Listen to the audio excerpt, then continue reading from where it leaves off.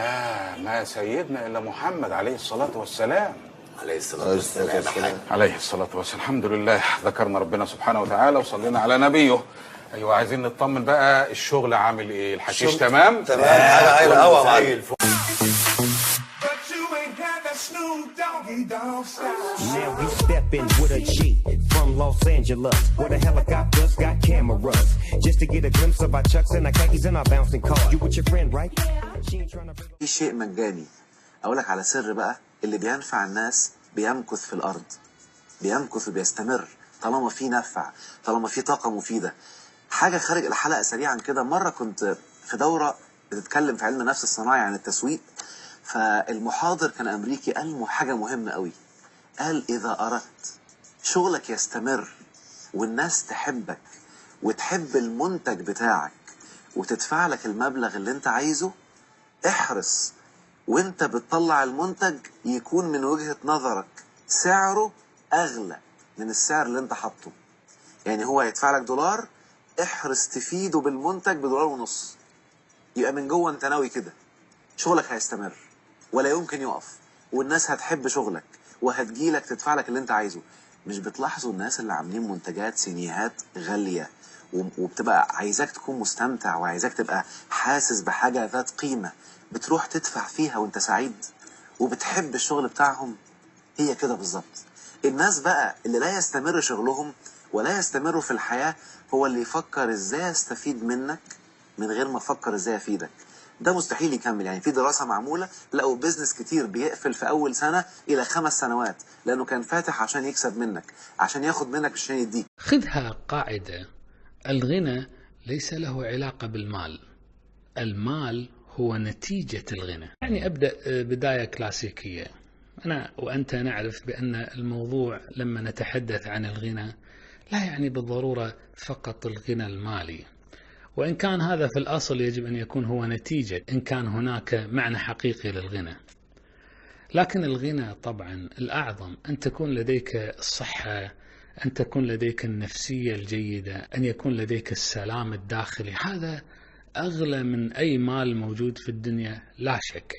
بل إن أي غني في الدنيا يدفع الأموال الكثيرة ومستعد يدفع نصف ثروته، ربما حتى كل ثروته العاقل منهم على الأقل، حتى يشتري نفسية جيدة وصحة جيدة. وإلا ما الفائدة من كل المال إذا كنت أنت لا تشعر لا بالاستمتاع ولا تشعر بالصحة ولا تشعر بالسلام الداخلي؟ ما الفائدة من كل المال؟ هذه البداية الكلاسيكية ولا بد منها.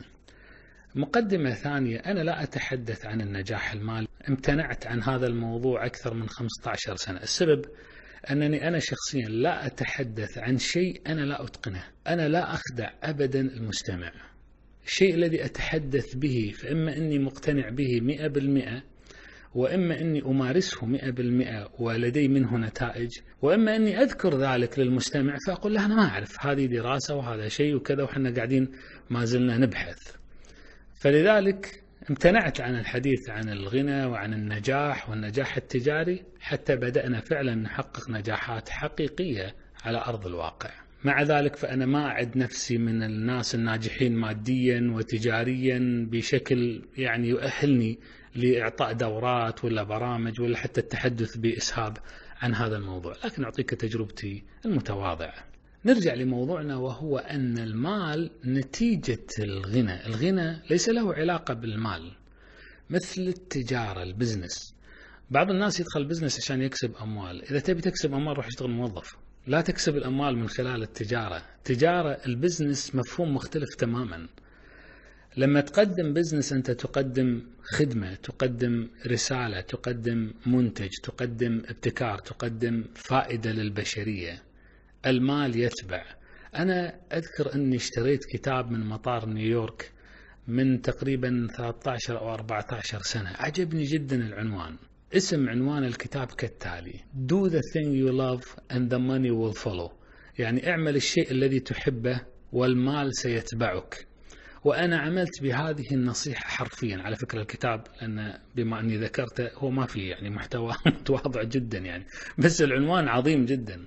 وأنا عملت بهذه النصيحة 100%، وأخذت عهد على نفسي من ذاك الوقت أن لا أعمل في شيء لا أحبه. ولذلك أول شيء عملته قدمت استقالتي من الوظيفة، وقدمت استقالتي من أعمال كنت أعمل فيها خيرية وتطوعية. وصلت إلى مرحلة أن أنا مش منسجم معاها، ودخلت في المجالات التي أحبها والتي أحبها فقط أيا كان. إن شاء الله لو بيع منتج لازم هذا المنتج أنا أحبه. فاعمل الشيء الذي تحبه، المال سيتبع. هذه قاعدة قدمنا لها في قواعد سابقة. ولذلك الغنى طاقة والمال طاقة كذلك. فالشخص الذي يريد أن يجني الوفرة عليه أن يتعامل مع هذه الطاقة، مش مع المال، هو يتعامل مع طاقة الغنى. أنا مثلا اللي عملوا معاي يعرفون هذه القواعد عندي. أنا بالنسبة لي المال آخر شيء أفكر فيه. أنا في الحقيقة أصلا مش رجل جيد في المالية، وإن كنت طوال الوقت أبتكر أنظمة مالية مختلفة عن الأنظمة المحاسبية التي لا تنسجم مع القواعد المحاسبية، لكن يعجب بها المحاسبون. والسبب أني أبسطها بحيث يفهمها الشخص غير المتخصص مثلي في الجانب المالي حتى أحبها فأطور عليها، فتصبح عندي الجوانب المالية محب. فالبزنس عندي هو ليس مال، مش مكسب. حتى كنت أنا في السابق لما أضع الخطط أضع في الميزانية يعني مبالغ، وهي طبعا يعني حقيقية كل الشركات تعملها، وتضع إيرادات ومصروفات وكذا، وتحط ميزانية متوقعة وكذا. أنا طريقتي على فكرة مختلفة. أنا أعرف أن هاي طريقة ما تكون المثلى، ولا أنصح أن الشركات يعملون فيها إذا ما كانوا فاهمين المعادلة كاملة يعني. لكن أنا في معادلتي الحالية لا يوجد أموال بتاتا، في مخططاتي لا يوجد أموال، لا توجد هناك ميزانية مستقبلية عندي بتاتا، ما توجد عندي إيرادات ومصروفات للمستقبل أبدا. لكن في المقابل، ويفهمها الماليون كذلك، أن عندي أهداف للتحقيق يجب أن تتحقق. فمثلا لو نتكلم عن الأكاديمية مثلا، أنا ما أقول تحققون هكذا مبلغ بالسنة أبدا، كنت في السابق لكني ما أقول هذا الكلام أبدا الآن. نقول كذا مشترك في المنهج التأسيسي، كذا مشترك في المنهج المتقدم، كذا من السفراء، كذا من البرامج التدريبية، كذا. بغض النظر لأن الاشتراكات قد تختلف، تعرف، من بلد إلى بلد أو من منطقة إلى منطقة. ما نقول مثلا المؤتمر يجب أن يدخل هكذا مبلغ، وإن كان الشركات تعمل بهذه القاعدة. أنا أقول يجب أن نستجلب هكذا عدد لهذا البرنامج وكذا. فنعمل على الأعداد، نعمل على المنتجات، نعمل على الخدمات، نقدم كذا عدد من الخدمة، ننجز هذه المهمة. الآن نعد لمشروع ضخم جدا ستسمعون به بإذن الله قريبا. فأنا مركز على الانفراستراكشر اللي هو البنية التحتية لهذا المشروع، هذا دوري الآن كذا. فيما بعد هو يحقق نجاحاته من نفسه. فالآن القاعدة أصبحت أن أعمل في شيء أحبه، ثاني شيء أن أتقن العمل بدقة، ثالث شيء أن أولد له طاقة صح، وهو سيتولى الأمر بنفسه. فأنت في الغنى لا تفكر في المال طوال الوقت، وإن كان قد يكون عندك جانب تريد أن تهتم فيه، مصروفات، ميزانيات، إيرادات، ربحيات وكذا، ممكن قد يكون. لكن الأهم هو ما الذي تريد أن تقدمه. مثلا لو شخص بيشتغل بزنس وهو يشتغل عشان هو يكسب فلوس، يعني هذه من أندر النوادر. لا أعرف أي تاجر مشهور ولا أعرف أي غني في الدنيا حقق أموالا بهذه الطريقة، ما أعرف. هم كانوا يبيعون شيء منتج مهم جدا له حاجة في السوق، ومتولعين في حب الإبداع والتسويق له والإنتاج والعمل، حتى صار هو معروف ولا مشهور ولا أصبح له براند ولا كذا، فالناس بدأت تحبه وبدأت تشتريه، فأصبح هناك بزنس موجود. لكن البزنس لا ينطلق من المال أبدا، هو ينطلق من الأعمال وليست المال. إذا كنت أنت تحتاج إلى المال لن تحصل على المال في البزنس، يمكن تحصل عليه بطريقة أخرى لكن مش في البزنس. الأعمال تجلب الأموال، الأموال لا تجلب الأعمال، الأعمال تجلب أعمال وأموال، الأموال لا تجلب أعمال ولا تجلب أموال. بعض الناس يعمل بهذه الطريقة، يروح يستثمر أمواله في أموال، هو فكرته فقط أنه يجني مال أكثر، ممكن يعملها، لكن حتى من يعطيها إليهم هو يعطيها إلى ناس يعملون فيها، يعني يوجدون أعمال فيكسبون له المال.